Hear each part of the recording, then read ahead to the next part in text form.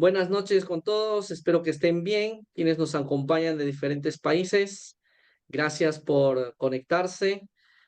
Bueno, yo soy Franklin Susaníbar, fonoaudiólogo, y hoy pues tenemos el gusto de tener a una colega de Argentina, Melina Docampo. Gracias, Melina, por aceptar la invitación para poder hablar de este tema que, pues, que nos apasiona, ¿no? Y no solo a nosotros, sino a muchas otras personas más. Muchísimas gracias, Melina. No, por favor, a Pues nada, ustedes. gracias. Pues Melina es licenciada en fonoaudiología por la UNSA de Buenos Aires.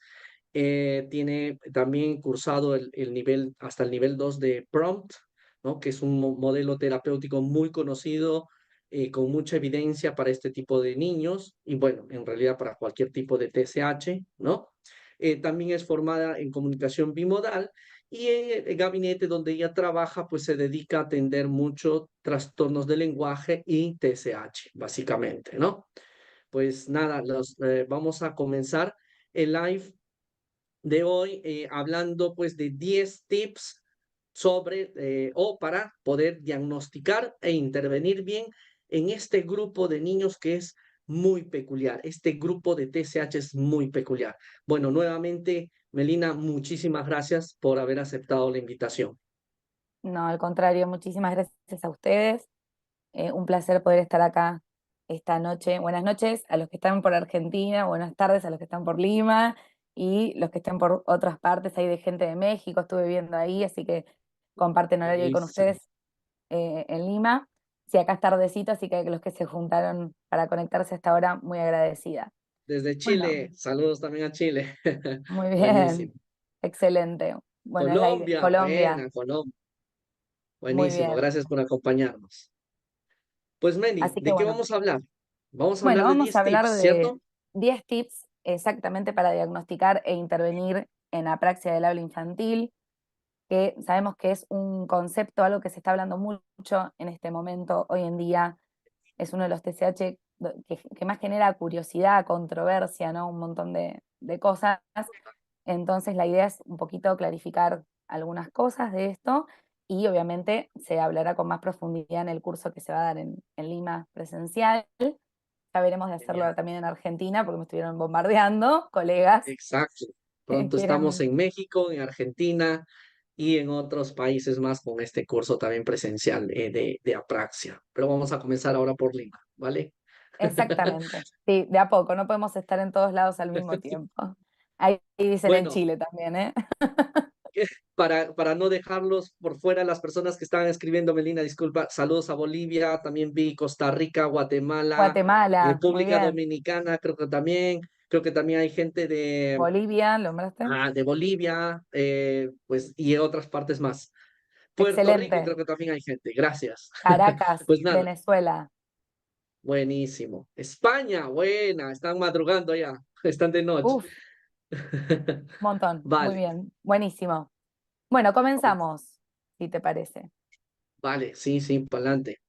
Muy bien. Bien, Meli, vamos a definir primero la praxia. Yo sé que la definición pues ya la tenemos mucho en internet, muchas personas que se dedican a este trastorno en varios países de Hispanoamérica y que trabajan muy bien con este trastorno también, ya han hecho varios live, tienen contenido en sus páginas y hablan de la definición, pero yo creo que comenzamos por la definición y después profundizamos un poquito más para entender bien qué es eso, ¿no? De planificación y programación.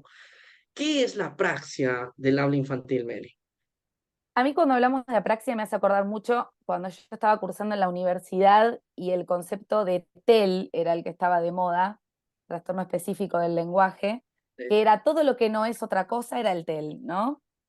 Entonces, Exacto. con la apraxia pasa algo parecido, como, bueno, es error en esto y esto, ok, y siempre se dice lo mismo y no se profundiza mucho qué queremos decir cuando estamos hablando de esto, ¿no? Entonces, para entender un poquito, ¿no? Para poder englobar un poco más a esta cantidad de niños que tienen esta dificultad, podríamos decir que sí, que es un trastorno de los sonidos del habla, es un TCH de origen neuromotor, o sea, hay una implicancia neurológica, hay una falla neurológica en lo que se representa en el planeamiento motor para poder concatenar los sonidos del habla, ¿no? Entonces, a veces pasa que yo creo que la dificultad con lo que es apraxia está en la etiología. Mucha gente, al no entender por qué se da la apraxia, es donde se bloquea, ¿no? Y donde no podemos avanzar un poco más y donde generan las dudas y donde ponemos en jaque todos los otros conocimientos de otros trastornos que tenemos y donde nos hacemos la ensalada o la sopa o lo que quieran decirle, ¿no? Bolas acá le Entonces, decimos bolas. bueno, eso. Entonces, yo creo que al entender que sí, que hay una dificultad neurológica para poder planificar y para poder programar los gestos, movimientos fonoarticulatorios, para poder emitir, ¿no?, los sonidos con los rasgos que los corresponden y demás, ahí es donde estamos un poquito enmarcando la dificultad de la apraxia. Porque si no, Vale, básicamente, o sea, desde mi opinión, ¿no?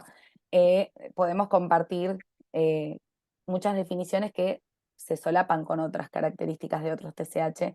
Entonces, tener ujú, en cuenta el concepto de planificación y programación y motor, neuromotor, son esas tres cosas que dicen, bueno, vamos por este lado, vamos virando hacia este tipo de trastorno o patología. Y espacio temporal, obviamente, ya lo vamos a describir un poquito más adelante, a qué nos referimos cuando hablamos de esto, pero sí sabemos que el sistema estomatognático, todo lo que es la cavidad oral, las estructuras que lo componen, el tracto vocal, las cuerdas, la vibración, el aire que necesitamos para emitir las palabras, van a estar condicionadas porque hay un desfasaje entre la idea y lo que quiero decir y cómo lo ejecuto. Entonces, bueno, básicamente así a modo general esa definición. No sé si quisieras acotar algo más. no, ¿Qué te yo parece? primero agradecer la citación, gracias por la citación ahí, y pues resaltar algo interesante o algo importante, ¿no? Que a veces se dice o algunas personas piensan que la apraxia es diferente al TSH, ¿no? Y en realidad Sí, es muy común. es un TSH, ¿no? Es un trastorno de los sonidos del habla, es decir, que se afecta la producción de segmentos y o suprasegmentos, ¿cierto? Exacto, Entonces, exacto. entonces no es diferente a un TSH, sino que es un TSH más severo, podríamos decirlo, ¿no? Tal Genial. cual, tal cual. Es que yo creo que eso cambia, bueno, cuando hoy vamos a hablar de intervención, de evaluación y demás, creo que esa mirada de quitarle tanto peso a la apraxia es lo que hace que después los tratamientos sean un poco más exitosos, porque se piensa que es algo aislado, algo que fuera de lo común, que obviamente sabemos que es fuera de lo común porque hay poca prevalencia. A lo que quiero ir con fuera de lo común es el tema de que es un TSH más, no. La intervención sí va a tener capaz ciertos parámetros que hay que tener en cuenta, pero tampoco es que es tan descabellado lo que tenemos que hacer. Entonces, eso nos ayuda más a entenderlo y que cualquier fonoaudiólogo que medianamente tiene ciertos conocimientos puede empezar a interiorizarse un poco más y brindar terapias de calidad, ¿no? Entonces, Buenísimo. continuamos. A modo de resumen, acá también sigo citando a Franklin y su Gracias, información. maestro. Lo que es la apraxia del habla es un trastorno de los sonidos del habla, muy bien como dijo Franklin recién, un TSH, cuya etiología es neuromotora, o sea, neurológica. ¿Y cómo evidenciamos? ¿Dónde se evidencia? En una capacidad reducida o degradada para convertir los códigos fonológicos abstractos en gestos articulatorios, o sea, en los movimientos que necesitamos para poder hablar, ¿no? Es decir, para planificar y o programar los parámetros espaciotemporales de los gestos, de estos gestos que dijimos anteriormente, de estos movimientos. Y en ausencia, nosotros en estos niños no vamos a ver que haya reflejos anormales, que haya un tono anormal, que haya fuerza disminuida, que haya alguna dificultad sensorial. Puede que haya alguna comorbilidad, porque ha pasado de tener niños con yo he tenido un caso de sospecha de apraxia con un tema de hipersensibilidad, pero eso es aparte, era parte de su diagnóstico primario, que en Genial, este caso era un niño con autismo, y la hipersensibilidad se debía al autismo, no a la apraxia del habla, ¿no? genial. Entonces, Por eso ese tipo de cosas hay que tenerlas en cuenta. Ahí tiene hipersensibilidad, no. Claro, Eso es muy, muy común. la hipersensibilidad no es el origen de la praxia, ¿cierto? Exacto, exactamente. Ahora, Entonces, Meli, sí, y cuando dice de etiología neuromotora o neurológica, ¿quiere decir que siempre hay lesión neurológica? no siempre, no siempre. Podemos hablar de casos donde sí se evidencia una lesión o sean idiopáticos. O sea, hay niños Idiopáticos, claro. que no se sabe la causa, por qué está teniendo esta dificultad. Mayormente Buenísimo. los casos que yo he tenido vienen por el lado de idiopáticos. Nunca se encuentra un porqué. Sí, si uno investiga, busca información, hay estudios donde se empiezan a asociar algunos genes relacionados con apraxia, pero no está 100% seguro de que tal mutación en tal gen es el desembocador de apraxia. Entonces, no vamos a meternos en eso. Claro, Eh, eso ya es hay que profundizar en el esperar, tema. hay que esperar y permitir que los estudios y la investigación siga avanzando para poder determinar que esa sea una causa, ¿no? Buenísimo. Muy bien. Entonces, Vamos con la segunda pregunta, entonces. ¿A qué nos referimos cuando hablamos de planificación y programación? Porque justamente te mencionaba en la pregunta anterior, siempre se habla que la práctico tiene problemas en planificación y programación, pero ¿qué es planificar y qué es programar? Eso yo creo que es algo importante para que el terapeuta comprenda y los padres también, ¿no? Que les expliquemos al padre qué es planificar y qué es programar la parte motora de la... totalmente. Es sumamente importante porque, como dijimos, es una de las características en la definición de apraxia que sobresalen y que se destacan. Entonces, si no tenemos las herramientas para poder explicar qué son, no vamos también, para explicar qué es cada una de ellas, tampoco vamos a poder identificarlas en los niños. Entonces, es de suma importancia.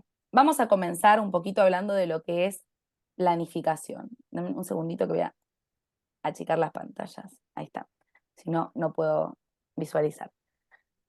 Nosotros sabemos que cuando estamos planificando, ya sea, en este caso estamos hablando de lo que es plenamente la habilidad, el habla, pero uno planifica todo, ¿no? En la vida, planifica una rutina, planifica una actividad, planifica la vida misma, qué cosas queremos hacer y demás. Y siempre para poder planificar tenemos que seleccionar, tenemos que reclutar.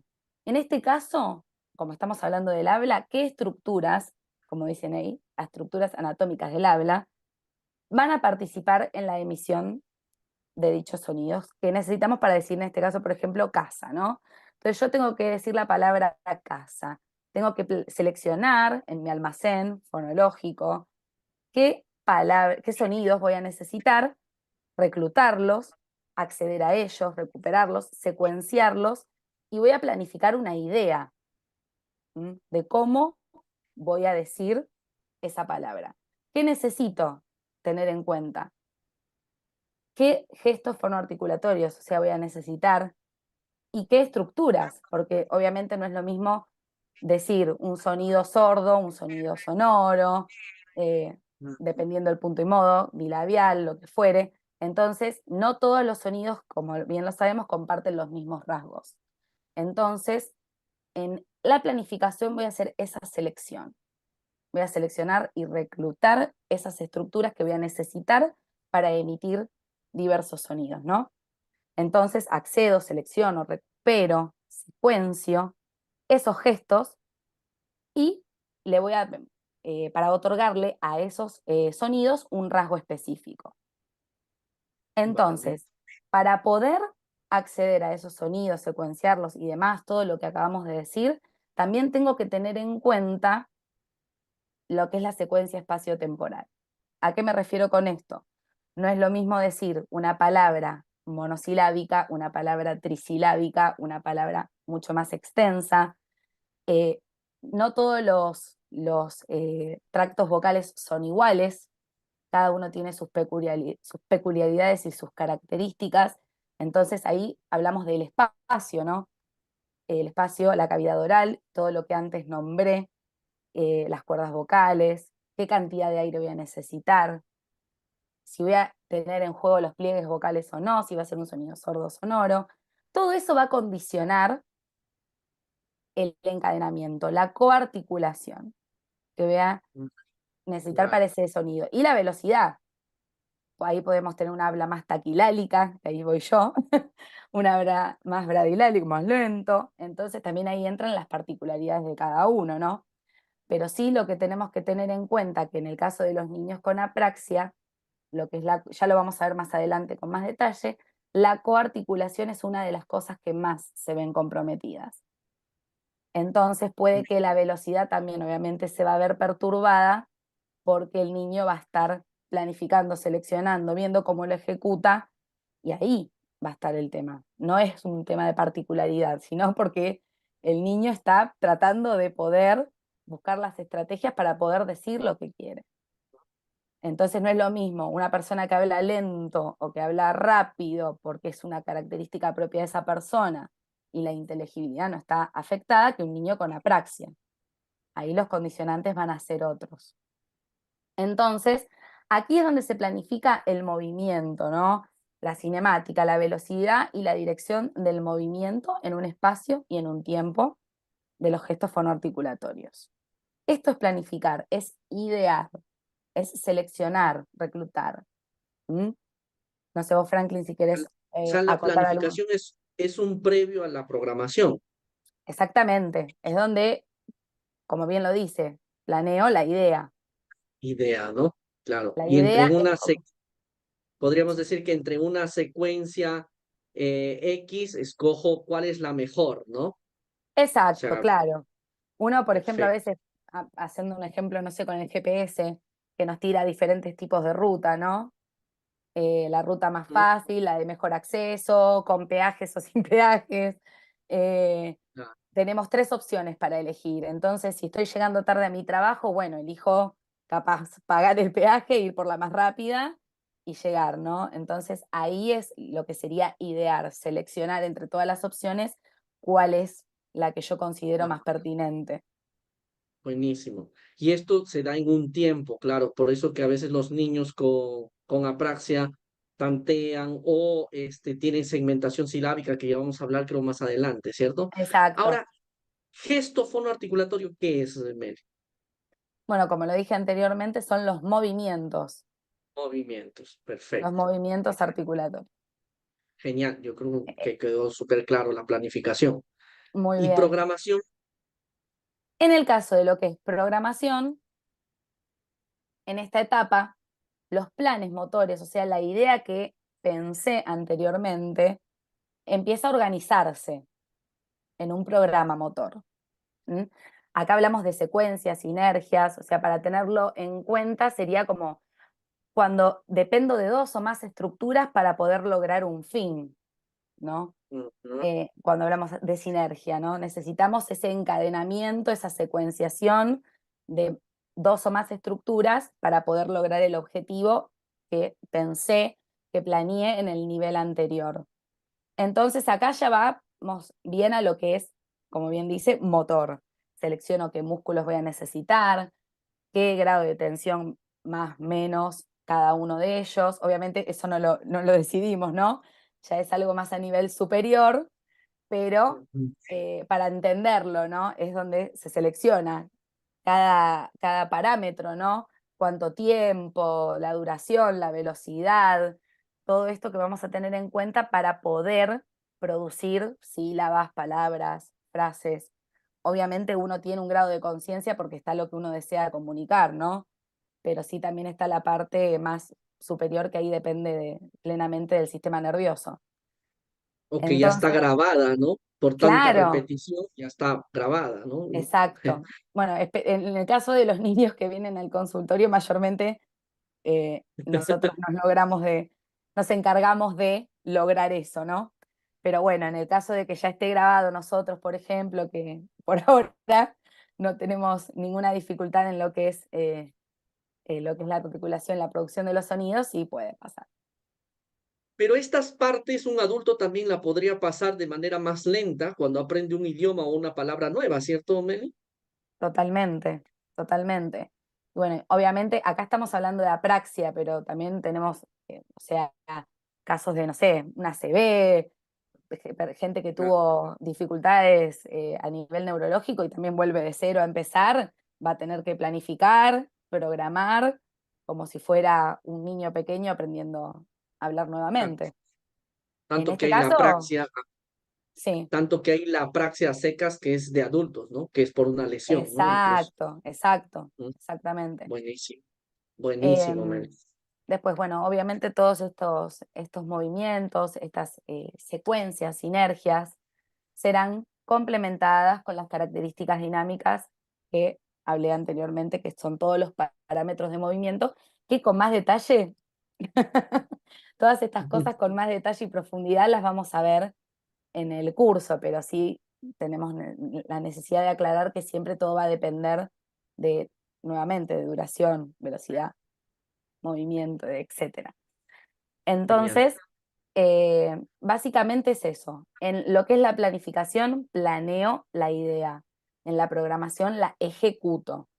La ejecutas, genial. Para tener una planeo, ejecuto. Son los dos verbos que tenemos que tener ahí bien en claro, que estos niños fallan en estas dos cosas, en cómo planean y en cómo ejecutan, Claro, tanto que no básicamente. se sabe exactamente en qué, ¿no? Porque siempre se dice planificación y programación, ¿no? Incluso resulta difícil a veces dividir Es eso, que ¿no? sí, Planificación y programación. Muchos autores ni siquiera se dan el trabajo de explicarnos bien qué es planificación y qué es programación, simplemente lo juntan todo, ¿no?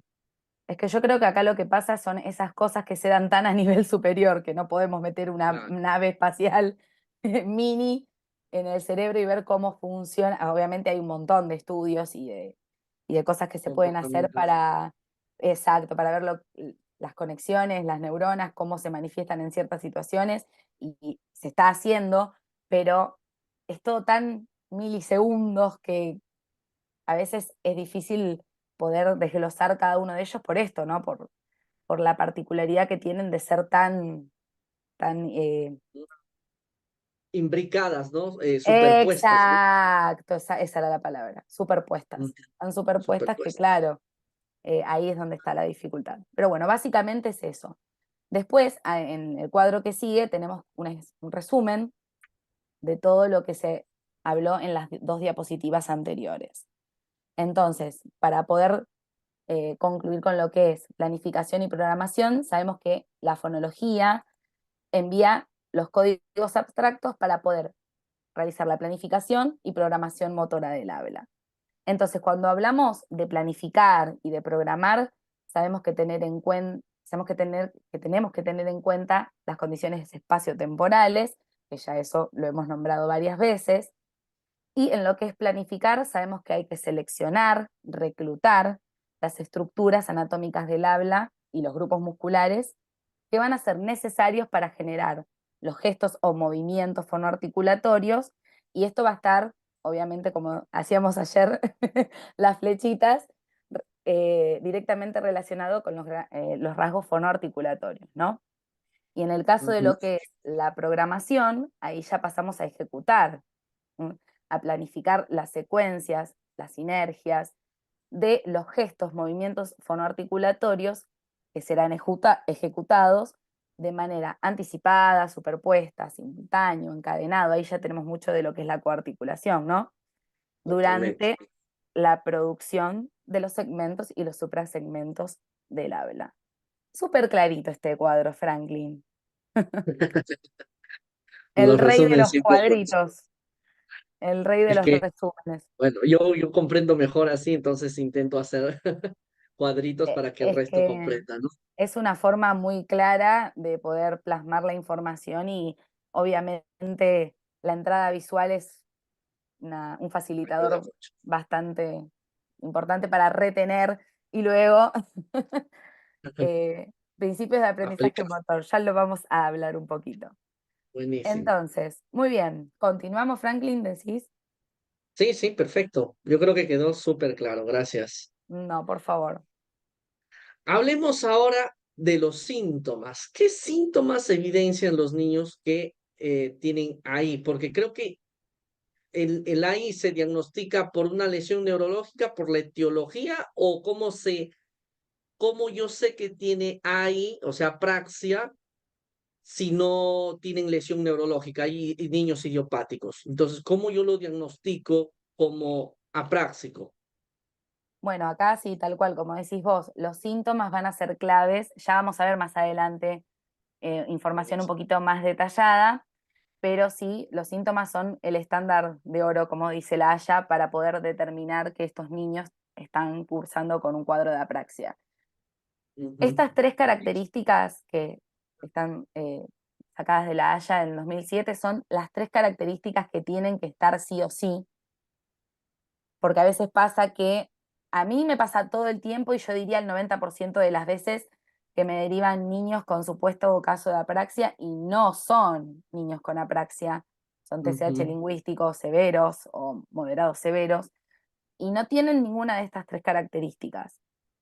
Entonces, está bueno poder identificarlas porque puede ser un TCH que recurrente tenemos el 70% de los casos en el consultorio y podemos intervenir con ellos, con los conocimientos que tenemos, entonces quitarle el peso de que no todo es apraxia, porque la prevalencia es realmente muy baja, y el que encuentra un niño con apraxia me lo manda, que con placer lo voy a investigar todo. Pero sí, no son los menos. Entonces, esto hace que al haber pocos casos, no haya pruebas con una refutación, con una validez científica que permita decir si este chico tiene apraxia. Pero bueno, se está investigando, está todo en proceso. Entonces, una de las características son los errores inconsistentes, inestables en la producción de consonantes y vocales, en sílabas o en palabras. Son ese niño que te dice cata, te dice tata, te dice taza, y vos decís, bueno, decidíamos cuál. A veces es preferible, yo lo que hago a veces no es que refuerce cuando lo dice mal, pero a veces es preferible que la diga de una, trabajar un poco, generalizar, que lo diga de una manera para poder luego incorporar el sonido correcto, porque si no estás un año diciendo tata, casa, tata, va, y se complica un poco. Pero sí son esos niños que nunca te dice la palabra de la misma forma. Chi, ti, si, shi, para poder decirte sí. Entonces, ahí vemos cómo claramente la inteligibilidad se ve comprometida porque capaz los papás sí lo entienden, porque a veces te lo dice sí, y los papás ya tienen agudizado el oído. Son esos niños que entran al consultorio y vos decís, a la papá, ¿cómo? Bueno, vamos a organizarnos. Necesitas capaz apoyatura visual para poder entender si te dijo tata, taza o casa, no sabemos para dónde quiere ir ese niño. Entonces, es muy común este tipo de situaciones. Transiciones coarticuladas, alargadas e interrumpidas entre sonidos. Esto también es muy común, entre sonidos y sílabas. Vamos a ver, como dijiste vos anteriormente, hace nada, vamos a ver mucha segmentación silábica, porque como el niño tiene dificultades para planear y para ejecutar, mientras planea, ejecuta y piensa que entonces se da todos esos procesos al mismo tiempo y vamos a ver que segmenta, porque ujú. está en ese momento mientras ejecuta planeando. Entonces, es muy común que se den estos timings, como estos gaps entre las producciones. Demoran milésimas de segundos, ¿no? Son milésimas de Milésimas de segundos, segundo, claro. Y eso ya pero a que nuestro obviamente, oído es como un pequeño silabeo, ¿no? Como demoran totalmente, milésimas, ya nosotros lo escuchamos como si hubiese una segmentación silábica, ¿no? O total, a la hora de alargar también usan a veces el schwa, ¿no? El schwa que es en inglés, que acá se usa mucho el ¿no? Que sí, pueden yo tengo utilizar. muchos que hacen más lo que es trastorno, o sea, retraso motor del habla o ese tipo de que son más frecuentes, que es Ujú. la E, como que Para la para transición, ¿no?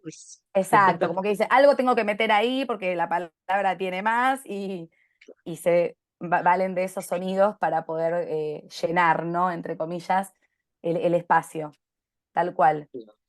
Y en lo que es la tercera característica vemos una prosodia inapropiada, especialmente en el acento léxico y de frase. Pero bueno, esto se cae de maduro, ¿no? Porque si tenemos un tema de segmentación silábica, de errores inconsistentes, de que este niño no puede planear y programar como corresponde, obviamente que la prosodia va a verse alterada porque ese niño va a estar eh, con dificultades en otros aspectos también.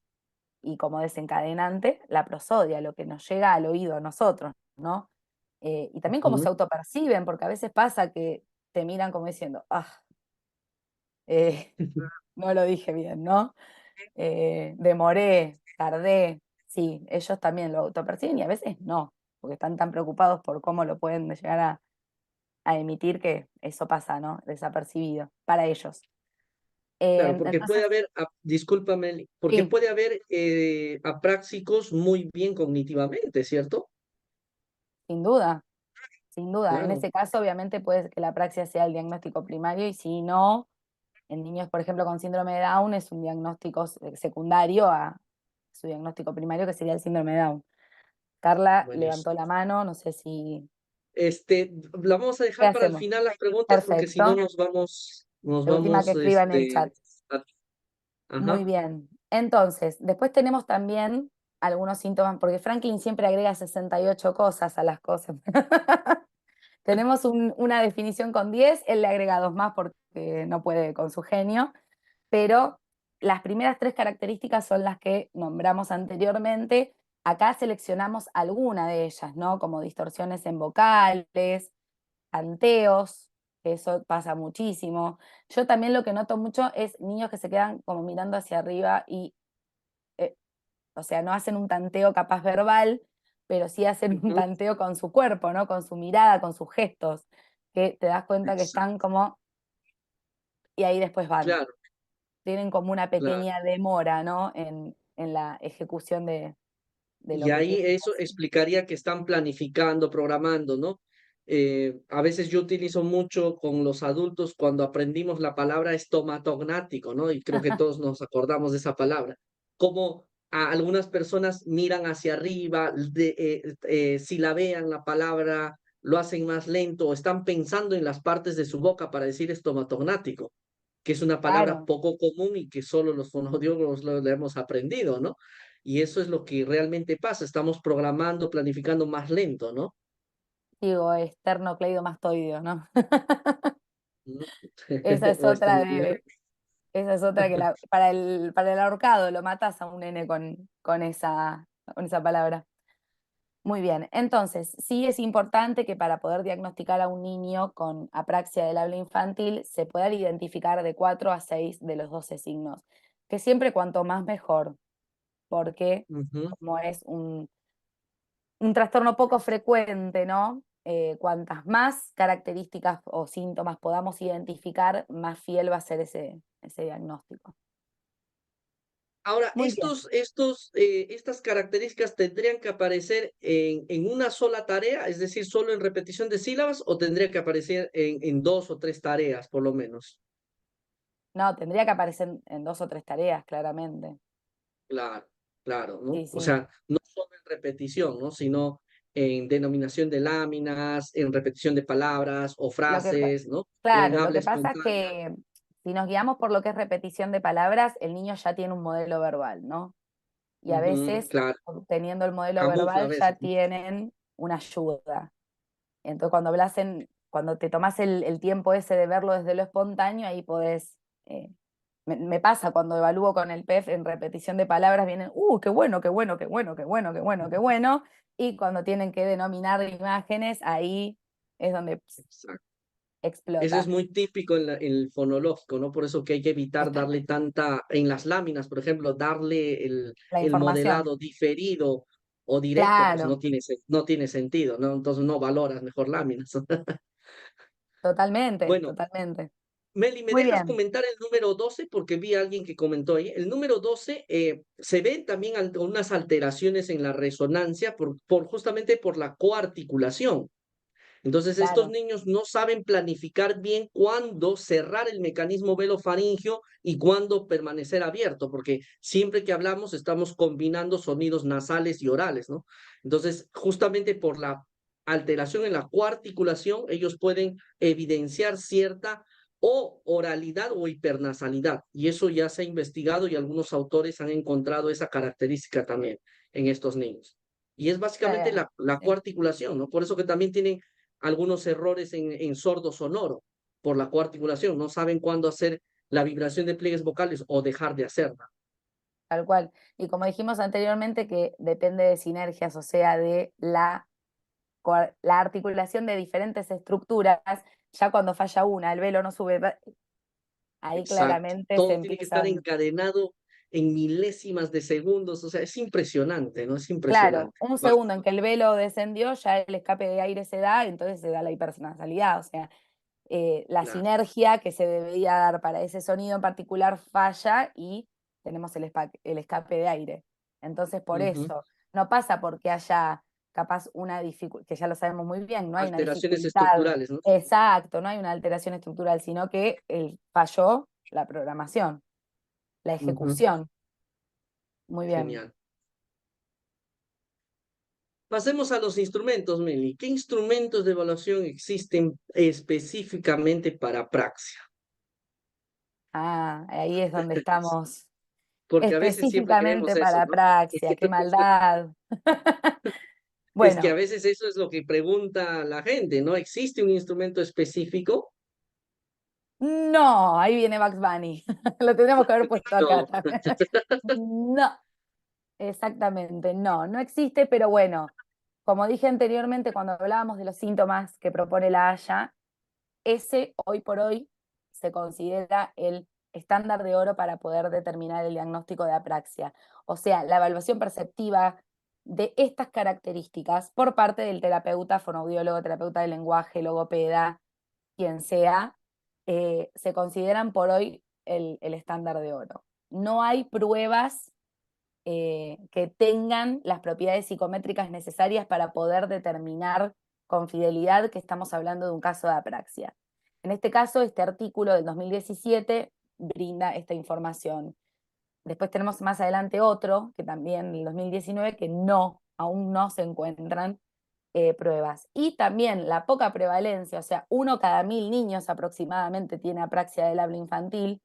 Entonces, la poca prevalencia hace que poder contar con una población mínima para que el estudio pueda ser fiel se ve complejo. Entonces, por eso digo, Ujú. todos los que encuentren niños con apraxia, vamos atrás de ellos a seguirlos. Pero sí, es lo que hace que esto sea tan complejo, ¿no? Que todos tengamos tantas dudas a veces si eso no es, o que no podamos diagnosticar al principio, ni bien los conocemos a esos niños, porque necesitamos observar un poco más cómo Totalmente, ese totalmente. niño se desempeña. Ujú. Después, este es el otro artículo que decíamos de 2019, donde dice que hay varios protocolos de evaluación, pero que aún no están validados, que ninguna medida hasta ahora ha demostrado un valor diagnóstico lo suficientemente claro por sí solo, que, o sea, sabemos que no, pero, Franklin, me estabas contando que estaban trabajando en un protocolo de evaluación, ¿verdad? Vale, sí, sí, estamos trabajando en una prueba que va a valorar justamente esos parámetros motores y exclusivamente para intentar hacer un diagnóstico más preciso con apraxia o hacer una presunción diagnóstica, tal vez, ¿no? Porque eso ya también lo vamos a hablar, que no siempre tal vez sea pertinente dar el diagnóstico de apraxia con 2 o 3 sesiones, ¿no? Porque ojo, si damos el diagnóstico de apraxia es para toda la vida, no es que, uy, llegó a los 6 años y dejó de ser apráxico, no, es para toda la vida. Entonces, mucho cuidado, la prevalencia es baja y justo ahora que estabas hablando de la prevalencia, me acordé de Gerardo Aguado hablando en un curso, un poco habló, se metió a hablar de apraxia y él menciona que en su carrera como logopeda ha visto creo que apráxicos con la mano contados con la mano de su mano. Y Mark Monfort también habló en una charla, justamente fue dirigida por Verónica Maggio, creo que lo invitó a Mark Monfort para hablar de apraxia y él también resalta eso de la prevalencia, ¿no? Puede ser uno Claro. o 2 por cada 1000 y eso a veces dificulta. Entonces, no todo niño tutito, ta, es apráxico, ¿no? Hay que tener Es que mucho cuidado con eso. claramente la mayoría de esos niños no lo son. no lo son, porque ves que no exactamente. tantean, no piensan, te dicen la taza, bla, bla, bla, y no, Eh, el ¿y dónde tal estuviste? vez Tú sí. te estás en la casa de la tía, y te lo dicen de una, y no tantearon nada, o sea, no se preocuparon por cómo lo planifican, cómo lo programan, y el niño con apraxia inconscientemente un poco de percepción de que no está pudiendo hacerlo tiene. Ujú, Entonces, ujú. el TSH fonológico a veces no, claramente, si es fonológico, no tiene conciencia, porque tiene que empezar a trabajar todos los rasgos de los fonemas para que puedan empezar a concientizarse un poquito más sobre ellos y lo que les sale lo dicen. Entonces Buenísimo. también esa es una característica. Yo por lo menos observo en consultorio que el TSH lingüístico habla, va, se manda. Y En hasta el general, retraso en motor, ¿no? general. Hasta el retraso motor del habla, ¿no? Que también Sí, es un, obvio. es un A TSH que ver, tiene un componente motor alterado, ¿no? tal cual, capaz Se manda. son más, más taquilálicos también, ves un poco de cialorrea, hay un escape de saliva porque también se mandan, pero empezás a ver otras cosas, ¿no? Otros Ujú. movimientos, ¿no? Que no van al caso, pero sí, tal cual. Meli, y si no hay pruebas, ¿qué podemos hacer? Bueno, acá hay algunas de las pruebitas que eh, yo por lo menos, algunas utilizaba, otras utilizo y otras las dejé en el olvido. Pero bueno, uno va aprendiendo, adquiriendo nuevos materiales, nuevas herramientas y va, yo antes tenía un protocolo que armé que lo que hacía era valorar las producciones en diferentes posiciones y demás, nada formal, creo que ese te lo mostré una vez, pero sí, obviamente, actualmente estamos trabajando con lo que es el PEF, también está el registro fonológico, la dinámica articulatoria, es un libro acá en Argentina que es como el manualcito lo tenemos Yo abajo lo del tengo. brazo, pero no es por Yo un lo- tema de también de capaz de evaluación, sino por un tema de recurso de palabras, ¿no? Que a veces sí. accedes a palabras de una manera mucho más rápida. Y esto acá depende de lo que uno tenga, de lo que uno conozca, de lo que uno esté familiarizado. Lo importante es que podamos ver al niño en, como dijiste antes, repetición de sílabas, repetición de fonemas, palabras, evocarlas. Acá yo obviamente voy a recomendar que todos hagan la formación del nivel 1 en TSH porque a mí me brindó muchísimas herramientas para poder evaluar y ser un poco más criteriosa y no perder tanto tiempo con otras cosas. Pero cada uno se supone que mientras tengan marcado que el niño haga producciones espontáneas, que pueda denominar ciertas láminas, que pueda repetir de lo que uno le modela, se podría decir que podemos empezar a tener una idea de dónde está fallando, ¿no? Pero bueno, Ujú. acá depende obviamente del acceso a información y a conocimiento y bibliografía que uno tenga, ¿no? Estas son Bueno, algunas de las pruebas, hay más, obviamente, pero bueno, estas son las que yo conozco, las que utilizo o utilicé en algún momento. También está también vale, el tiempo que uno tiene, a veces hay niños que vienen de provincia por una evaluación un poco más rápida y ahí no podés tomar una prueba completa, todo depende de muchos condicionantes, ¿no? Pero bueno, total. el PEF sería el estándar de oro como el haya. Gracias. No, Bien, por favor. ahora algo interesante. Mira, me han hecho dos preguntas que quería responderlas rápidamente ahí. Dale, Se sabe que en trastornos del neurodesarrollo y trastornos genéticos la prevalencia puede ser un poquito mayor que en niños idiopáticos. Sin embargo, sigue habiendo más prevalencia de retraso motor del habla y de disartrias, por ejemplo, en síndrome de Down. No todos los exacto, síndromes de Down son apráxicos. En autismo tampoco, ya no existe mayor prevalencia de apraxia en autismo. Y eso ya se ha investigado hace muchos años y se ha vuelto a publicar cosas en 2019, estudios muy rigurosos sobre ello. Entonces, pero si tienen pues más probabilidad de tener apraxia, obviamente, o una disartria, un retraso motor, que un niño idiopático, ¿no? ¿Ok? Ahora, ¿es un TSH? Sí, es un TSH, entonces podríamos colocar TSH de origen neurológico o de etiología neuromotora y entre paréntesis apraxia del habla infantil, así se podría diagnosticar, ¿no? Porque alguien claro, preguntó sobre eso. perfecto. Vale. Ahora, esto es importante, Meli, ¿a qué edad se puede diagnosticar? Yo creo que eso es muy, muy importante. Es sumamente importante. Nosotros la edad es importante, claramente, y también hay otras condiciones, porque yo tengo pacientes que tienen 5 o 6 años y que todavía no emiten ninguna palabra o tienen 2 o 3 palabras, 7 años Ujú. también. Entonces, la edad también puede que sea un poco limitante.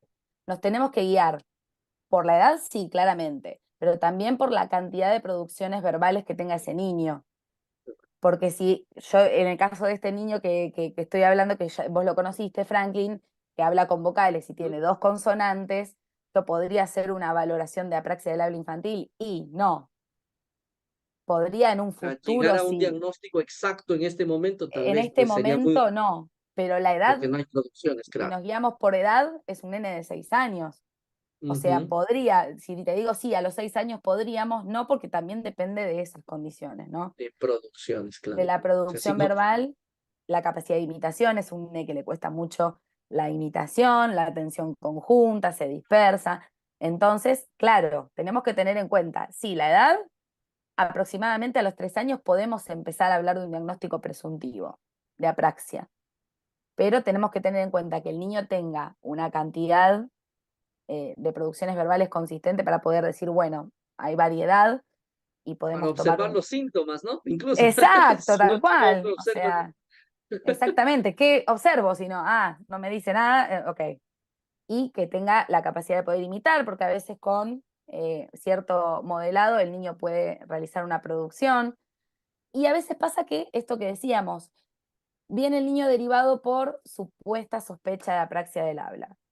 Entonces yo a veces le digo a los papás, bueno, vamos a hacer lo siguiente. Yo voy a comenzar con la terapéutica. Sí, vamos a evaluar, vamos a ver qué dificultades tiene este niño en particular, pero yo a veces comienzo con la intervención y luego de un tiempo puedo llegar a confirmar si ese niño tenía apraxia o no.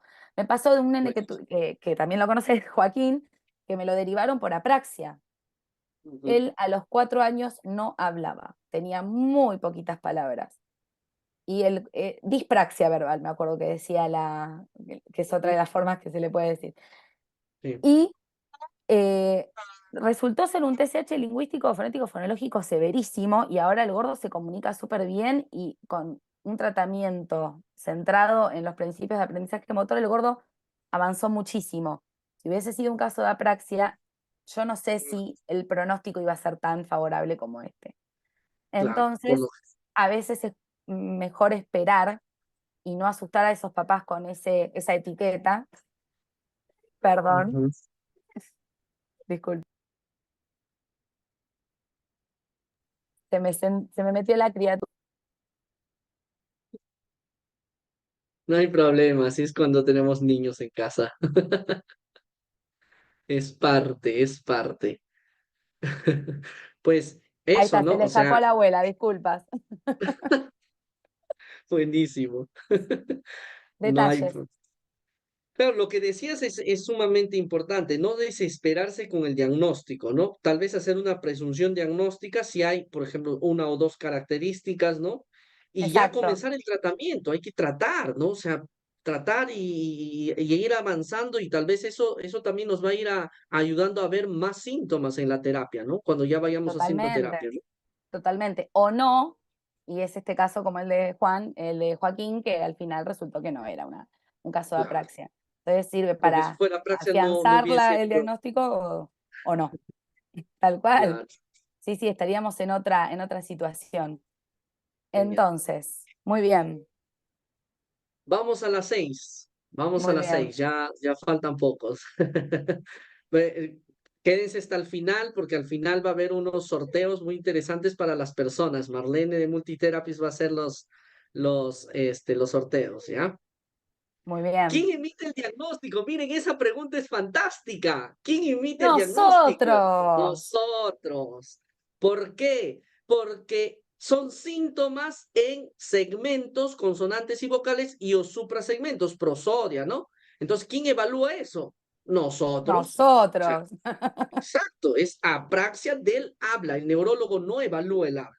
Obviamente te puede llegar pues una presunción diagnóstica del neurólogo aparente apraxia, hay que evaluar. Puede ser, pero ellos no pueden diagnosticar apraxia del habla. Tal vez otras apraxias motoras del cuerpo, otras, no sé, puede ser, ¿no? Pero apraxia Totalmente. del habla, no. Infantil, no, ¿no? No, y aparte Porque, el componente orgánico nos va a ayudar a poder visualizar el neurólogo, que obviamente a veces es importante. En el caso, si claro. sospechamos de disartria, capaz más, ¿no? Puede que haya alguna lesión o el niño tuvo una epilepsia, no sé. Ujú. Pero Ahora que sí, hablaste de Disartre, Amelia, es interesante que en un estudio de 2019 de Schreiber, que para mí es uno de los padres del TSH a nivel mundial, encontró también ciertos niños idiopáticos con habla disártrica, muy claro, peculiar. Y en tu consulta, en tu consultorio, vimos un niño que no parecía práxico, sino más disártrico, ¿eh? Es muy interesante, ¿no? Entonces, pueden haber casos de habla disártrica idiopática y no necesariamente siempre es apraxia, ¿no? totalmente, totalmente. Ahora, ¿por Entonces, qué es tan difícil diagnosticar en la apraxia, Mary? ¿por qué es tan difícil? Bueno, justamente ahí una colega dijo algo muy importante, realizar el diagnóstico diferencial con un trastorno fonológico, porque puede, si no, tal cual, es un colapso de fonemas. Me encantó. Es así, tal cual. Y sí, entonces, como hablaba hablamos recién el tema de la edad, sabemos que entre los 3 los 5 años los niños están en esta etapa de procesos fonológicos de simplificación al rolete, que son esperables, son hitos madurativos. Entonces, muchas características de la apraxia se van a camuflar con otros TSH, mismo con el desarrollo fonológico del niño per se. Entonces, hay que tomarse su tiempo, por eso es tan difícil diagnosticar. No es poner de una la etiqueta, decime, Porque incluso esos errores inestables o atípicos que mencionaste de la Asha, eso también se puede presentar en un fonológico severo, ¿eh? tal cual, Y no necesariamente solo en apraxia. O tal sea, y cual, eso es interesante destacar, ¿no? Que el apráxico, su etiología subyace en algo motor, planificación y programación, pero no significa que no tengan errores fonológicos, ¿eh? O sea, pueden, totalmente, como cualquier otro niño, pueden también evidenciar, y justamente esos errores inestables son fonológicos a veces también. sin duda. Sin duda. Ujú. Y como dijimos anteriormente, que bueno, respondiste vos de algún síndrome o demás, también puede ser un diagnóstico secundario en vez de uno primario. Un niño que balbucea menos o que dice menos sonidos de lo esperable entre los 7 y los 12 meses, o que comienza o tiene un retraso del habla, que pronuncia sus primeras palabras tarde, que tiene un vocabulario limitado, un número limitado de consonantes y vocales, que usa un lenguaje ininteligible, que es difícil de entender. Todo esto lo vemos todo el tiempo y son características que se solapan, que se camuflan, que se dan, que se superponen entre los niños con apraxia y los niños con otros trastornos. Entonces, por eso es tan difícil, porque Ujú. es muy complejo poder discriminar cuál es la peculiaridad o particularidad, porque desde la teoría el nombre está, sabemos que es esto y esto, pero no hay chicos que tengan tanto esas características. Entonces, pensamos que lo son, pero puede que no lo sean. Entonces, por eso es importante tomarse el tiempo. Y más que nada por la carga emocional que le genera a esa familia decir tiene apraxia del habla. Googlean, que es lo peor que puede hacer un padre, googlear, y Ujú. al saber que es algo que le queda, que lo acompaña el resto de su vida, ya a los padres los bloquea un montón. Entonces hay que ser muy cautelosos. También lo que son los TCH, TCH iba a decir, los TCH de teología lingüística pueden evidenciar ininteligibilidad severa sin ser apraxia. Muchos síntomas también pueden ser evidenciados en retrasos motores del habla infantil, en disartria. Entonces, no todos los niños que tengan dificultades para producir sonidos tienen que ser apraxia del habla. Y los casos más recurrentes que tenemos en el consultorio son los TCH lingüísticos, con componentes fonéticos y fonológicos, en el 70% de los casos. Era más o menos aproximadamente entre 15 niños cada 100, era Entre 10 y 15, ¿no? Son 10 TSHs, ¿no? y, 10 y 15 cada 100 contra uno por cada 1000. Claro, Entonces, uno, dos, ya ahí el número lo dice todo. Así que por eso claro. es tan difícil de poder diagnosticar. La Más o diferencia, menos de cada 100 TSHs, uno o dos van a ser apráxicos. claro, De cada 100, que sería que de cada 10.000 niños prácticamente, ¿no? claro, es una bestialidad la diferencia. Entonces, bueno, ahí es donde está, ¿no? Buenísimo, buenísimo. Vamos a continuar con esta pregunta. ¿Es posible diagnosticar ahí entre los 2 y 3, bueno, años yo iba a hablar, entre en 2 o 3 sesiones de evaluación? Bueno, esto también ya lo estuvimos diciendo, ¿no? Todo depende de el niño, depende de nosotros, obviamente, de la cantidad de evaluaciones que realicemos, de los conocimientos que tengamos, de la experiencia. Obviamente el ojo clínico, por eso puse los ojitos ahí, es importante porque nos brindan mucha información, pero también está el niño, ¿no? Primordialmente. Hay niños pequeños que a veces no cumplen con todos los criterios diagnósticos. O sea, no, por ejemplo, es un niño que no tiene atención conjunta, no imita, no verbaliza la cantidad, ahí dice poca verbalización, no tiene la cantidad de emisiones que necesitamos para poder evaluar. Entonces, yo con 2 o 3 sesiones voy a poder determinar si ese niño tiene apraxia y no. Claramente tengo que empezar a intervenir y ver cómo evoluciona esa intervención y poder determinar más adelante si sí o si no. Y hay niños grandes que sí, que tienen indicadores claros en lo que es la anamnesis, en lo que son los exámenes, las evaluaciones, y tienen mayores verbalizaciones y puedo identificar los síntomas con mayor facilidad. Ahí sí puede que haga un diagnóstico en 2 o 3 sesiones, pero todo va a depender Ujú. del niño y de los síntomas que presente y cómo los presente, ¿no? Entonces, Claro. ¿es posible? Sí, dependiendo el niño que Ujú. nos enfrentemos, ¿no? Buenísimo. Y eso que has puesto abajo me parece muy importante, ¿no? La experiencia en el área, ¿no? Empaparse del tema, porque, o sea, este es un TSH, sí, pero es un TSH más severo, entonces tengo que conocer más cosas. Este es un TSH que hierra en suprasegmentos, entonces tengo que conocer más sobre prosodia, cómo se evalúa, a qué edad ya se puede el acento léxico, la entonación, no sé, etcétera, ¿no? Que habitualmente cuando tratamos TSHs lingüísticos nada más no profundizamos tal vez en esos temas, ¿no? Totalmente. Entonces, Sí, la el experiencia es. aspecto prosódico es una de las cosas que yo siempre tengo en cuenta para evaluar a los niños con apraxia, sin duda, porque no hay muchas evaluaciones que lo tengan en cuenta, ¿no? Ujú. Mira, qué pregunta interesante. ¿Se llega a curar la apraxia? Bueno, dijimos que la apraxia es para toda la vida, A la ¿no? vida. Entonces, los síntomas que evidencia un adolescente o un adulto va a depender de las comorbilidades, de su nivel cognitivo, de la severidad de la apraxia que ha tenido de niño y de la expertise del terapeuta que le ha tratado, ¿no? Porque a veces en niños grandes, un indicador claro en la anamnesis es que el padre te dice, ya he pasado por 3, 4 terapeutas y no hay avances, ¿no? Entonces, a veces eso nos alarma. Puede ser, puede ser que sea práctico. ¿Por qué no está avanzando con los tratamientos tradicionales? Y Ojalá que no también le hayan hacer estado haciendo la, praxias, ¿no? claro, Ojalá que no le hayan estado praxias, soplar, ¿no? Ahí cualquiera no avanza. no, y también está Bueno, la ahí, autocrítica, ¿no? Que no está mal si algo claro, no sabemos intervenir, porque me total, ha pasado de tener que derivar, de decir no puedo, buscarle la vuelta y está bien. O sea, no todos hacemos todo y si un colega puede llegar a tener más cancha, como decimos nosotros, más facilidad en ciertas cosas, en ciertas áreas, también saber que está bien. Seremos buenos en otra perfecto, cosa, ¿no?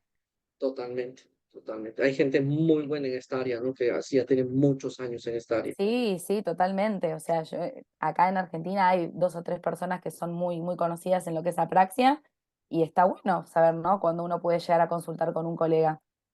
Y una de ellas nos va a acompañar, ¿no? Adriana Colombres. O sea, es muy buena, ella es Sí, muy conocida en Argentina y nos va a acompañar en el curso justamente en la parte terapéutica, que ella y Blanca de México son unas cracks, ¿no? Unas genias, las dos. Exacto. Muy bien. Bueno, disculpa la pregunta. Estaba leyendo la pregunta acá y me parece importante. No todos hacemos todo, ¿no? Es importantísimo eso. Y mira, justo me estoy acordando de un caso que tuve que, pues, mi primera o segunda niña práctica, yo no sabía mucho del tema en esa época, 2013, 2012, creo. La diagnostiqué con apraxia después de 4 meses de terapia y cuando fue mejorando apareció una tartamudez. Y justo en esa época Gonzalo Leal, no sé si lo conocen, pues vino a Perú a dictar unas conferencias y él la diagnosticó con tartamudez. Entonces, ¿qué hice yo? La dejé de atender porque era mejor que la atienda una persona que manejaba tartamudez y fonética y fonología, porque cuando yo intervenía, pues a veces la niña ya se comenzaba a bloquear, etcétera, justamente porque ya había no solo planificación, etcétera, sino también ya bloqueos de tartamudez. Entonces la derivé, ¿no? O sea, no Tal todo el cual. mundo sabe hacerlo todo, Bueno, ¿no? yo en el consultorio con Denise, a Denise Tartamudez, yo tartamudez y también, hago ¡paf! A Denise. Sí, total, porque claro, yo no tengo las herramientas y no, me frustro, se frustra la criatura y no totalmente, ganamos ninguno de los dos, ¿no? En este sentido, y la idea es que ganemos ambos, desde lo profesional y desde el buenísimo, niño poder avanzar en sus totalmente. dificultades. Bien, ahora Bienvenido, Josué. intervención. Hablemos de intervención, Mel. Muy ¿Cuáles bien, son las bases de los modelos terapéuticos en qué se basan los modelos terapéuticos para tener éxito? muy bien. ¿En qué se basan? En los principios de aprendizaje motor. Esto hay que Buenísimo. tatuarlo. Principios de aprendizaje motor. ¡Pam! Yo Hay que acostumbro a decir tatuar. que es algo que ha llegado a revolucionar no solo con audiología, sino muchas otras cosas más. Sirve para aprender idiomas, o sea, para cualquier aprendizaje, los principios del aprendizaje motor son bárbaros. Y esto se aplica a motricidad orofacial, a disfagia, a voz, a habla, o sea, cambió, revolucionó Tal totalmente. cual. Y esto ha llegado a quedarse, ¿no? No es moda, esto se queda. Es que sí. Al verse los avances en los niños, en la efectividad que se empieza a observar día a día en cada sesión y decir, wow, de lo que antes tardabas 10 sesiones en lograrlo, lo logras en 2 o 3 y claramente es algo que llegó para quedarse y para replantearse un montón de cosas. Entonces, cuando hablamos de principios de aprendizaje motor, ¿a qué nos estamos refiriendo? Al conjunto de procesos que se asocian, ahora después vamos a verlo con ejemplos y demás, conjunto de procesos que se asocian con la práctica y la experiencia que permiten generar, lograr cambios medianamente permanentes en la capacidad de movimiento.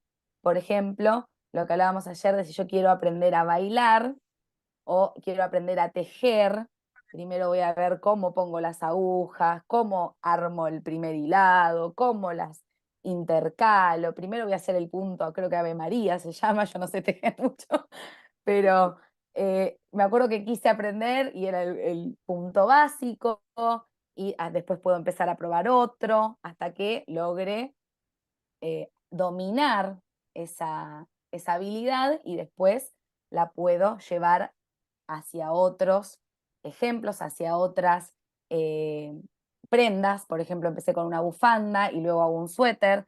Eso es la variabilidad, ¿no? La posibilidad que me permite esa habilidad que aprendí, poder generalizarla y lograr otros resultados, ¿no?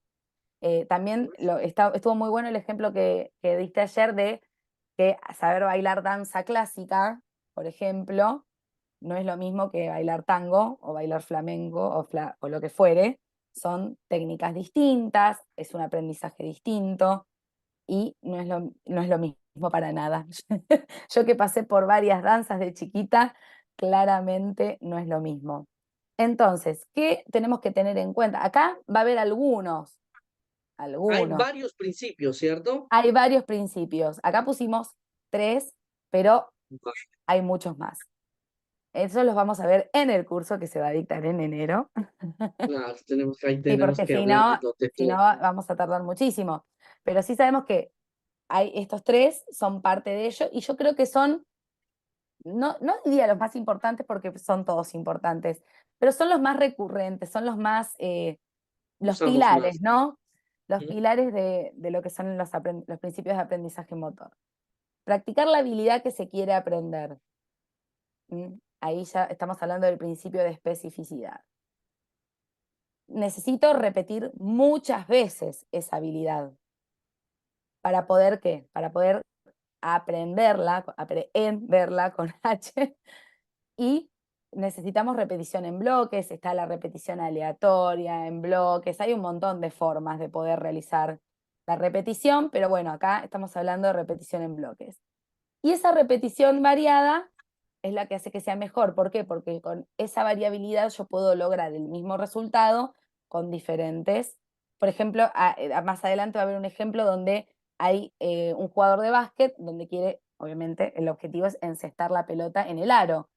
Al principio puede que yo me ponga en el medio de la cancha, ¿no? Para poder hacer un tiro más lineal, más dirigido, más fácil, porque y después puedo ponerle, me puedo desplazar hacia un costado, hacia la izquierda, hacia la derecha, después le puedo meter una voltereta, salto, saludo y lo encesté, pero mientras tanto vamos a querer primero ser específicos en eso, voy a repetirlo muchas veces y luego me voy a centrar en la variabilidad, ¿no? En poder hacerlo de diferentes maneras para llegar al mismo objetivo. Estos son algunos, más adelante veremos más. Acá está el ejemplo con lo que era el tejido, ¿no? Con la bufanda.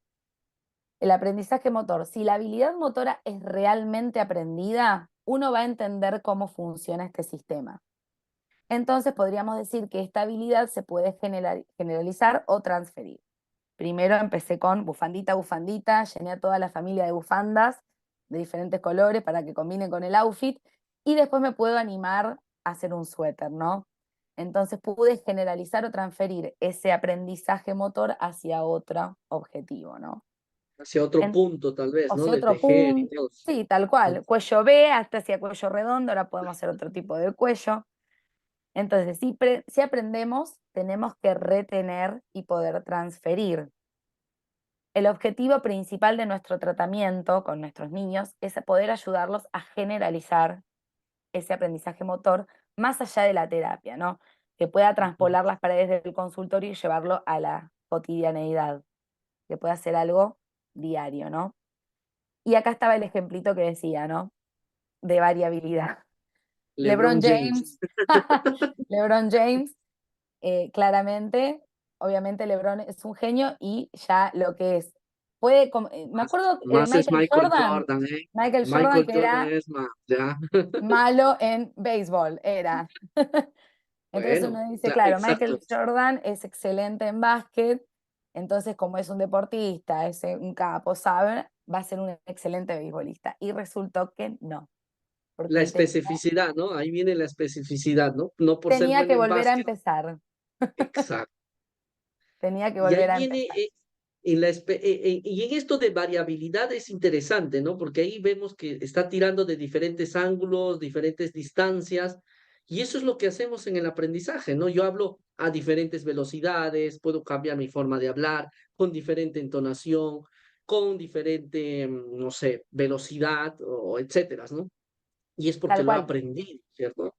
Y como vos dijiste, esto no va todo a lo que se refiere al habla, sino también a cualquier habilidad motora. O sea, el tema de Total. manejar, no es lo mismo cuando aprendiste a manejar, manejas después cualquier auto, o sea, eso sería otro ejemplo de lo que es variabilidad, las bicicletas, ¿no? Eh, Primero necesitas que el asiento te llegue a la cadera y que la distancia entre la rodilla, después te subís a una más chica, una más grande, alquilas la que te venden en un paseo en las vacaciones. Entonces, todo ese tipo de ejemplos de generalización y de transferencia hacen que uno pueda empezar a poner en jaque la variabilidad, ¿no? Ujú. Muy bien, Buenísimo. continuamos. Hay una pregunta interesante. A ver. El, utilizar sistemas aumentativos o alternativos en niños con AI severo. Yo he Sí, visto, sí, o sea, yo nunca yo he uso. usado, pero yo he visto, y pues, y si hay necesidad, es genial, ¿no? O sea, más que nada para hacerlo aumentativo, yo creo, ¿no? Yo sinceramente no tengo Sin duda. experiencia, Amelia.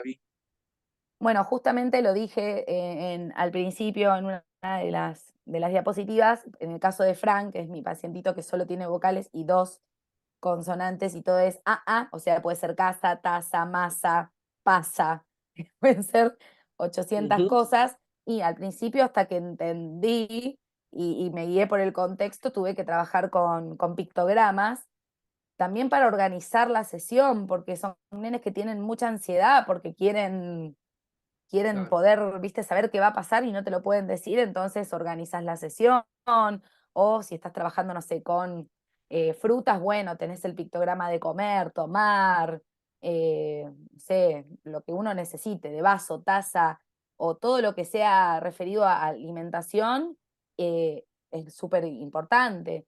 En el caso de comunicación también bimodal, los gestos de Montfort, hay un montón Cinemas. de herramientas. Sí, Ujú, sí, sí, buenísimo. totalmente. Todas las apoyaturas de todo tipo van a ser siempre Bienvenidas. útiles y bienvenidas, Claro. claro, sí, sin duda. A veces los niños los gestos los empiezan a hacer ellos mismos, porque capaz no lo pueden producir y te hacen, no sé, casa y te hacen, ah, sa, y vos ya sabés que te están diciendo acá, acá. Entonces, ellos mismos te ayudan. Así que sí, siempre. Todo lo que uno esté Buenísimo. formado, si vemos que funciona, bienvenido sea. Muy bien. Ahora, ¿qué modelos terapéuticos? Disculpa, ¿ibas a decir No, algo no, más? no eso. ¿Qué modelos terapéuticos tienen evidencia? Porque, bueno, ahora hay que intentar procurar modelos terapéuticos que tengan cierta evidencia y tal vez, pues, no necesariamente casarnos con uno, ¿no? Sino usar las herramientas que ellos usan y Esa pues, es una porque tienen gran evidencia, ¿no? frase. Esa es Ujú, una gran frase. A mí me ha pasado que fui a aprender un método y se aplica sí o no se aplica. ujú. U otro método, se aplica sí o no se aplica. Bueno, yo ahí, perdón, si hay alguien que, que opine distinto, está muy bien, si le funciona. Yo voy tomando de cada cosa lo que me sirve. Ujú. A veces no hago solo bimodal, a veces hago solo prom, a veces no hago prom y hago otra cosa, o sea, hago DTTC. Lo que uno vaya viendo que con ese niño sirve. En el caso de, vamos con alguno de ellos, tenemos por ejemplo prom, que es muy conocido en, en lo Tiene que es, evidencia, ¿cierto? tiene evidencia. Yo me acuerdo que en un momento circulaba la información de que no tenía evidencia prom, y ahí Es que me acuerdo, creo que, creo creo que que no te lo habían hecho, confundí. creo que no habían hecho muchos estudios, pues. En los últimos, creo que 7, 10 años han comenzado a hacer muchos estudios, ¿no? Y eso es importante para cualquier modelo terapéutico, ¿no? Totalmente. Y más si estamos hablando de práctica basada en evidencia, claramente tiene que haber eh, estudios que lo respalden, ¿no? Para poder catalogarlos como tal. Pero sí me ha pasado que, y yo ya había estado formada en prom, o sea, no hace 6 años que hice el curso de prom, el introductorio, y me acuerdo que, no sé, al año por ahí, o sea, los estudios que vos decís tienen más tiempo del que yo tengo hecho el curso, y aún así, un año después de que yo hice la formación, me acuerdo que circulaba mucho. No hay evidencia científica, no hay evidencia científica, yo me quería matar, imagínate, me fui hasta Chile a hacer el curso, y dije, bueno, ok, gracias. Y resultó que sí, o sea, a veces también eso, de no guiarse por las cosas que se escuchan y también investigar un poco uno y ver si es verdad o no. Básicamente el método PROM lo que hace es un tratamiento que se basa en la información, brindar apoyos visuales, auditivos, pero principalmente propioceptivos y táctiles. Tiene su propia técnica, hay que lamentablemente hacer el curso para poder, o sea, no lamentablemente, sino que no se puede acceder de forma online y gratuita, hay que formarse en esta técnica y bien dicho, porque si no, puede uno estar haciendo cosas que no corresponden, a veces pasa. Entonces, sí, son una serie de maniobras que se realizan en la cara del paciente y se manipulan todos los órganos fonoarticulatorios para lograr la producción de diferentes sonidos y generar un poco más de precisión, ¿no? Hay maniobras también, yo prom, hay algunas que nunca usé, hay algunas que todo el tiempo. Entonces acá sí entra mucho en juego lo que uno le sirva y lo que uno vaya aprendiendo, ¿no? Sí, acá hay un artículo que, bueno, me lo habías pasado vos hace poquito cuando te comenté esto de que me había llegado la información de que no tenía evidencia científica, y sí, resulta que sí, y que es fuerte Es un la estudio evidencia. aleatorio, ¿eh? Es un estudio aleatorio, o sea, alta, Alta evidencia, alta evidencia evidencia, ¿no? fuerte, tal cual. Fuerte. Entonces, acá en este estudio se habla de que incrementa la actividad del área auditiva del giro superior temporal del área de Broca, que justamente son regiones corticales y del cerebelo que se relacionan con el Motor. planeamiento motor, o sea, justo con la palabrita que citamos anteriormente al principio. Entonces, sí, PROM es una técnica que realmente, si el que lo puede hacer, sabemos que a veces el tema del dólar y demás se dificulta un poquito dependiendo del país, ¿no? Pero yo lo uso un montón. Lo adapto a veces a los niños, porque hay niños con hipersensibilidad, hay que hacer una desensibilización, cada niño no tiene sus particularidades, pero es sumamente útil. Ujú. Después, otro Solo de los... una, Sí, solo decime, una acotación atrás, Meli, porfa. decime. Recuerden que algunos autores, ¿podrías poner la otra? Algunos autores solo dicen programación, otros autores dicen solo planificación y otros autores dicen planificación y programación, ¿ok? Sí, lo dicen Entonces, no juntos, es que verdad. diga solo planificación, se está hablando solo de la parte de planificación, sino que ya se asume que es planificación y programación, ¿vale? Para tenerlo Exacto. en cuenta nada más. Muy bien, muy buena acotación. Bueno, después también tenemos DTTC, que es un poquito más accesible. Hay, desde la página de Child Apraxia Treatment se puede acceder a una formación de 2 niveles, un nivel de creo que dura más o menos 2 horas y el otro dura 4 horas de formación, donde los principios básicos y los ideales básicos de lo que es DTTC ahí se aprenden, y después está el curso presencial, que yo no lo hice, vos sí lo Yo lo hiciste, que hice. suertudo, suertudo. Pero sí, bueno, es un enfoque también basado en el modelo motor, o sea, está diseñado para mejorar la capacidad del cerebro para planificar de nuevo y programar los movimientos para el habla. Sí, es un método que Edie Strand, que es su creadora, lo modificó, fue creado para adultos y ella, con adultos con apraxia, eso no es menor, y lo modificó para niños. Esto está muy bueno porque al hablar, yo creo que de todos los métodos que yo conozco del DTTC es el que más se enfoca a apraxia, porque nombra mucho lo que es los principios de aprendizaje motor. Y coarticulación, ¿no? La Y coarticulación se... coarticulación, exacto, que habla todo el tiempo del quarring, van a ver el video, está todo el tiempo así en Strand, y habla mucho de la coarticulación. Y Claro. obviamente se busca cuál es el objetivo de esta técnica, mejorar la eficiencia del procesamiento neuronal, para crear redes neuronales, obviamente, que puedan eh, valorar o que puedan, mejor dicho, llegar a la capacidad de planificar y programar esos movimientos, ¿no?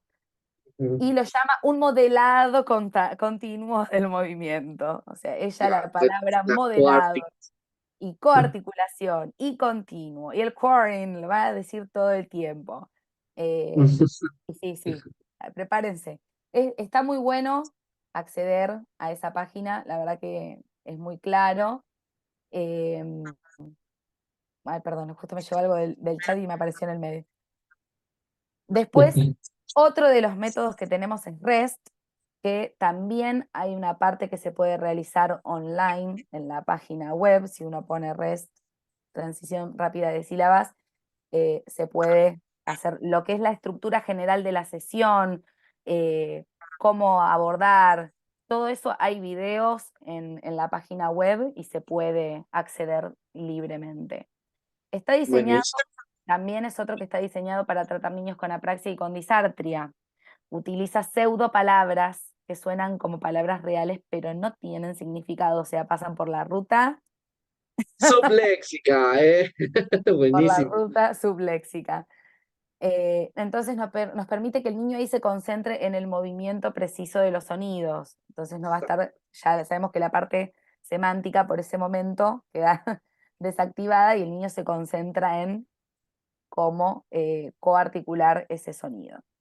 Las Ujú. sesiones de tratamiento tienen una estructura, hay una fase de prepráctica, una fase de práctica.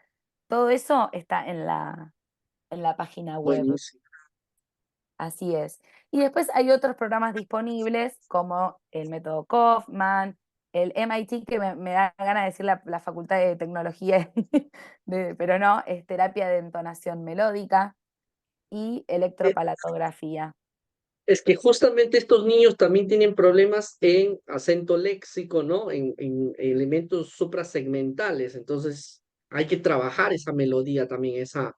Y esa Exactamente. terapia de entonación melódica tiene buenos niveles de evidencia, incluso para fásicos, se está usando, Sí, tal disártricos, cual. muy bueno, muy bueno. Después las páginas web se las paso a los chicos de Multi para que las adjunten o se los manden por WhatsApp. Así Buenísimo. no perdemos Gracias. tiempo ahora. No, por favor. Muy bien. Llegamos a la última pregunta. Lo hemos logrado, gente. Pronóstico. ¿Qué De nada. pronóstico tiene? Porque justo han estado preguntando, ¿no? También hasta al adulto vas a tener muchos problemas o no. ¿Qué pronóstico tienen los niños que tienen apraxia? Bueno, acá viene la canción Depende de que depende. Depende de qué. De si hay o no comorbilidades. ¿M? Si es un caso de apraxia pura, el que lo encuentra me lo manda, de nuevo lo digo, yo sigo reclutando. Pero Buenísimo. mayormente son niños donde hay comorbilidades. Cómo está cognitivamente, las funciones ejecutivas a nivel atencional, memoria de trabajo, memoria a corto plazo, el entorno, la familia, el ambiente que lo rodea a este niño, la edad, qué síntomas si tiene uno, dos, tres o seis, y el Ujú. conocimiento que nosotros como terapeutas tengamos de este tipo de casos, ¿no? Entonces, pronóstico, yo creo que en ningún TSH y en ninguna dificultad del lenguaje podemos poner un tiempo, ¿no? Eh, Exacto, ¿no? O sea, difícil, ¿no? es difícil, o sea, los papás siempre nos van a decir, mi hijo va a hablar, ¿cuándo va a hablar? Eh, Mm. sí, nos encantaría tener la bola de cristal, como decimos con Den siempre, la bola de cristal y decir, sí, en marzo de... No, bueno, sería hermoso, pero no. Entonces, In- obviamente, sí, Incluso acá, también podríamos aumentar la frecuencia de las terapias, ¿no? O sea, no es lo total. mismo una vez por semana a 3 veces o 4 veces por semana que los estudios dicen que sería recomendable en apraxia, ¿no? Mientras más frecuente la terapia, más chance, ¿no? Bueno, Pues eso es el común eso ya denominador. oye. Lo vamos a leer, más vale, o sea, es preferible 15 minutos todos los días que a una hora un solo día, pero bueno, también tenemos que ser La conscientes de la realidad, realidad. Por claro. eso la familia es tan importante, ¿no? Es un pilar sumamente importante para que el niño pueda seguir produciendo lo que está en lo que hace en el consultorio con nosotros. Es lo que decimos siempre, te lo dejo, ¿cuándo vengo? No, no, querido, entramos y a Exacto. practicar los tres juntos, más en Yo, este tipo yo de casos. Yo creo que ahí viene algo también que, además de los principios de aprendizaje motor, la práctica basada en evidencia, que yo acostumbro a decir que ha venido a quedarse a la fonoaudiología, es la terapia centrada o mediada por la familia, ¿no? O sea, Sin no es duda. más esa idea de que no, el padre no debe entrar a la sesión o no debemos entrenarlos. Yo me acuerdo cuando estudié en Brasil, algunos profesores me decían, ¿no? Cuando hice fonoaudiología, no debemos entrenar a los padres, porque si no van a querer ser fonoaudiólogos, van a hacer mal nuestra terapia y van a difundir mal el área. O sea, pues, hoy en día se tiene una percepción diferente. Necesitamos fonoaudiólogos. Por lo menos en Padres fonoaudiólogos. Argentina. No, pero en Argentina se necesitan fonoaudiólogos. Si puede ser un padre, genial. O sea, tiene la experiencia. A mí haber sido mamá me brindó muchísima más información de la que hubiese querido. O sea, Eh, claro, empezás a analizar todo desde otra perspectiva. O sea, ser padre te abre mucho la mente, ¿no? No digo que si no sos padre no seas buen fonoaudiólogo, para nada, ¿eh? Pero sí tener un niño todo el día y ver cómo se desarrollan todos los hitos te abre un montón. Entonces, si hay padres fonoaudiólogos, bienvenido sea. Capaz no va a atender a su hijo, pero va a tener herramientas para atender a otros niños. Totalmente, totalmente. Muy ¿Tenemos bien. algo más? Tenemos bonus Bonus tracks. track. Tenemos un bonus tracks. Otra pregunta más. Muy ¿Es bien. conveniente trabajar los sonidos aislados o separados en estos niños, separándolos en sílabas Bueno, yo en no la voy a praxia? contestar. Yo no voy a contestar, va a contestar Bugs Bunny. No. No, no, claramente. Porque como bien dijimos, una de las dificultades que tienen estos niños es en la coarticulación. Entonces, ¿vamos a trabajar todo el día? No, necesitamos pasar a sílabas, a palabras. Eso no quiere decir que le vamos a poner hipopótamo, ¿no? O Australopithecus, esterno, claro, la de Mary Poppins que se me fue, supercalifragilístico espialidoso, ¿no? Claramente no le vamos a poner eso, pero sí siempre hay que tratar de trabajar en coarticulación. Sonidos aislados, no. Uno de los principios que tiene también el método DTTC es todo el tiempo trabajar en coarticulación, en palabras. Entonces, sí, claramente aislado, no. Porque es Yo, el talón de Aquiles de ellos, ¿no? es el talón de Justamente. Aquiles, tal cual. O sea, exactamente. Ahora, Meli, ¿esto quiere decir que en ningún TSH se podría usar sonido aislado sílabas? Sí, por ejemplo, estamos hablando de un TCH fonético fonológico para hacer capas de discriminación auditiva. Y en Yo a veces, producción también podría siempre en enseñárseles. producción, obvio, Claro, acompañada de la producción siempre, pero bueno, no sé, yo a veces eh, dos autos, bueno, cuando suena avanza el rojo, cuando suena avanza el azul. ¿Cuál sonó? ¿Cuál escuchaste? Digo, ¿cuál avanza? ¿Cómo suena? Y que el niño produzca también. Pero en el caso de apraxia, no sería lo conveniente. buenísimo. Eso tiene que quedar claro porque no se vaya a creer que no se utiliza la producción aislada o el sílaba en otros TSHs, ¿no?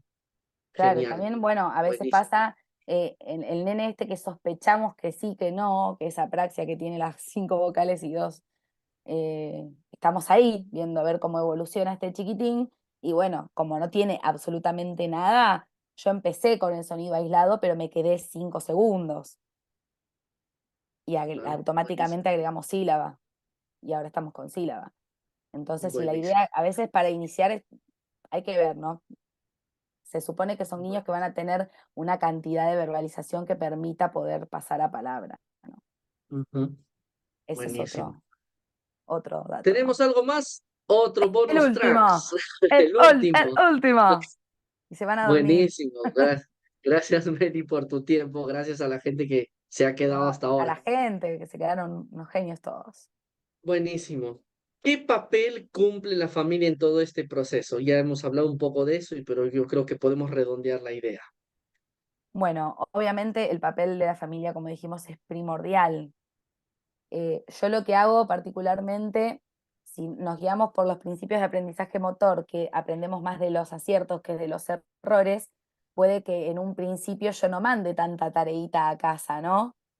Ujú, Para que practique en casa, porque puede que fijemos el error. Pero sí, esto que hablábamos de que ingresen al consultorio, de que vean cómo trabajamos, que vean cómo intervenimos, para que cuando llegue el momento de poder afianzar estas habilidades en casa, ellos sepan cómo. Porque si no, a veces pasa, bueno, estuvimos trabajando esto y esto, esta palabra y esta palabra. ¿Y cómo hago? ¿Y dónde? Pero con un rompecabezas, con un... no, no sé, no se me ocurre ninguna idea, Meli, por favor. Entonces, para ahorrarnos todo ese preámbulo, ya sabemos que van a estar dentro del consultorio con nosotros, entonces ahí le podemos decir, bueno, ahora, ¿querés sentarte vos? ¿Querés probar? Uno los va guiando, les va diciendo, y hasta que consideremos más o menos que cuando el 80% de las producciones son acertadas, podemos llegar a desprenderlo al ámbito, ¿no? Hogareño. Pero es bueno, súper importante que la familia participe. Terapia centrada también en la familia. Totalmente. Y que lo repliquen en casa y más con más razón si es que no van a poder ir 2 o 3 veces por semana, que sería lo idóneo, ¿no? O sea, con más razón, ¿no? Hay que Totalmente, capacitar a esos padres para que nos ayuden muchísimo. sin duda. Fantástico, Meli. Fantástico. Muchísimas gracias por tu tiempo.